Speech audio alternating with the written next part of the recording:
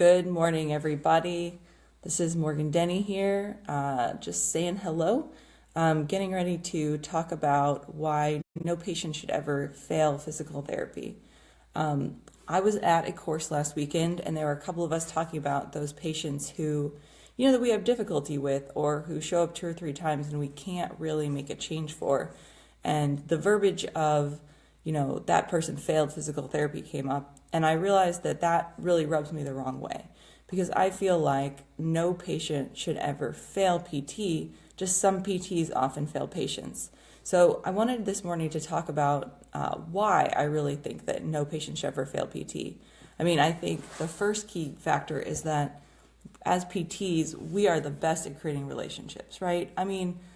Across the board, when we are doing a subjective, we're specific and we are good at connecting with people, and we are those key factor people who make the patient feel like we are hearing them 100%.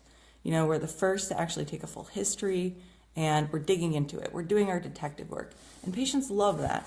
They love to know that we're someone who cares about them and that we're really going to figure out or get to the bottom of something, right? So that's one reason that patients should really never fail PT, is because they're getting that idea that, that therapeutic alliance, that we're there for them, that we're supporting them, right? Now, the other side of it is we're doing a full assessment. So we're making sure that they're appropriate for physical therapy. We're making sure that they're in the right spot, that they're seeing us and maybe they should be seeing our coworker, that we have the skills to actually do what that patient needs. That's another key factor, right? So once the patient knows that you're fully invested in them, that's a bond, that's a relationship that they're never going to fail. They may not get what they need with you, but they're going to get it somewhere down the road, right? So we're always integrating other professions if we need to. We're getting our peers to kind of do a utilization review or, a review with the patient or check-in. If we're not moving the needle, we're always reevaluating. We're playing that detective, because we know as PTs that we are the best at forming those relationships and really getting patients what they need. So we're always trying to move the needle, and if we can't do it, we're always integrating other people. And that, I don't think, is a failure at all.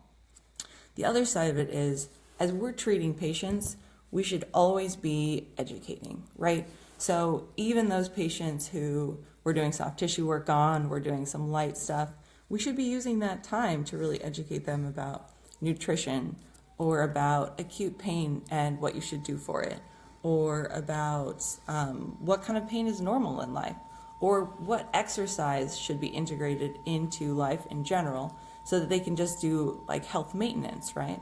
So that's not a failure. If a patient comes to see you 2 or 3 times and then they go out of town or they fall off the map for some other reason, you'd be surprised how many of them will come back and tell you, oh yeah, I remember that thing you said about having to walk for at least 30 minutes every other day. And I still do that.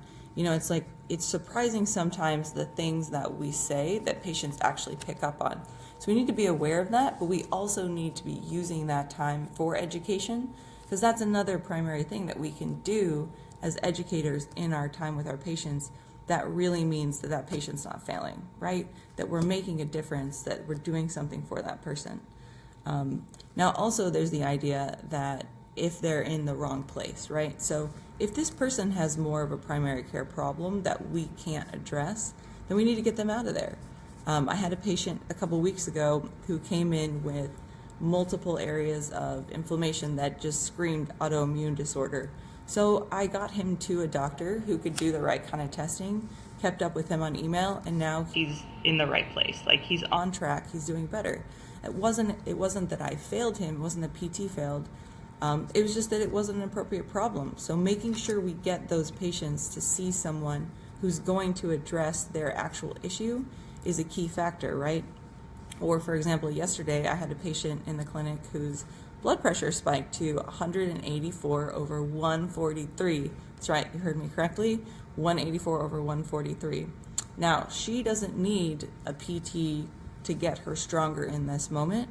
She needs to go back and see her cardiologist and get her blood pressure meds adjusted, right?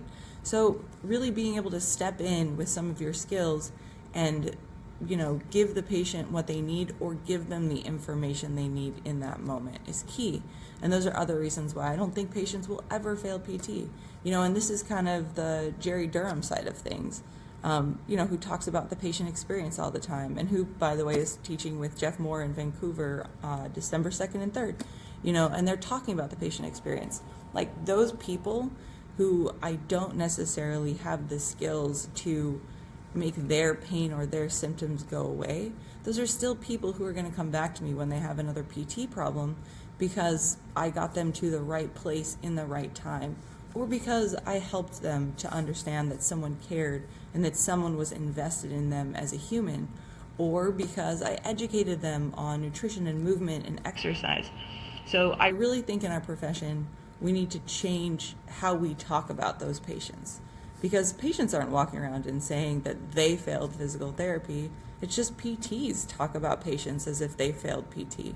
So I think we need to just change the verbiage, say that the patient wasn't appropriate for PT, or the patient responded better to acupuncture, et cetera, et cetera, et cetera.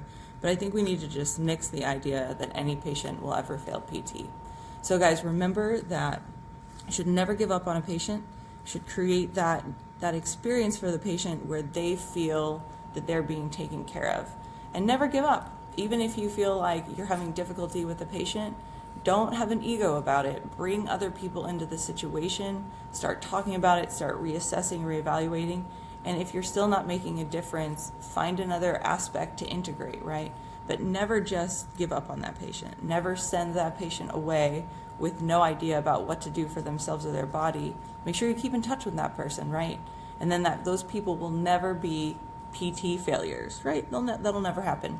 So just keep it up out there and make sure we get patients what they need. And remember, no one will ever fail physical therapy.